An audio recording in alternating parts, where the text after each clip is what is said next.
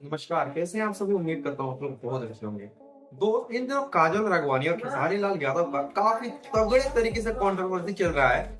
और काजल राघवानी कह रही है कि हम खेसारी लाल यादव के साथ से 4 साल से रिलेशनशिप में थे। मतलब ये लोग का जो है ना, एक सिस्टम ये लोग बांध के रखा है कि जितना दिन काम दिया दिया, ठीक है, काम नहीं देगा सुपरस्टार के ऊपर लांछन लगाना है कि हम रिलेशनशिप में थे तो हमको शादी का झांसा दिया। मतलब जितना दिन काम मिला कोई दिक्कत नहीं, जब काम मिलना बंद हुआ हम रिलेशनशिप में थे।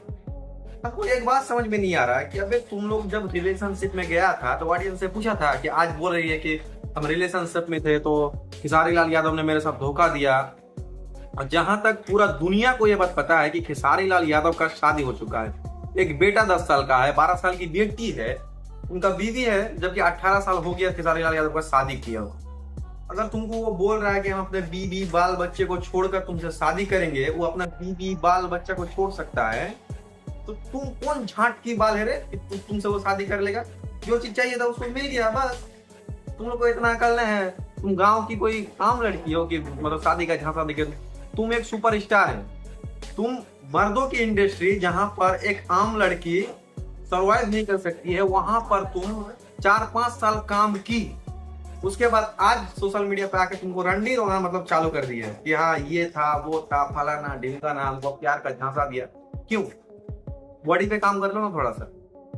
हालांकि इसमें कहीं नहीं तो कहीं खेसारी लाल यादव का भी थोड़ा बहुत गलती है कि भोजपुरी इंडस्ट्री में जो है ना, मुझे नहीं लगता है कि ऐसा कोई एक भी हीरोइन है जिसका कमर जो है ना 30-32 होगा, सबका 46 से ऊपर ही होगा।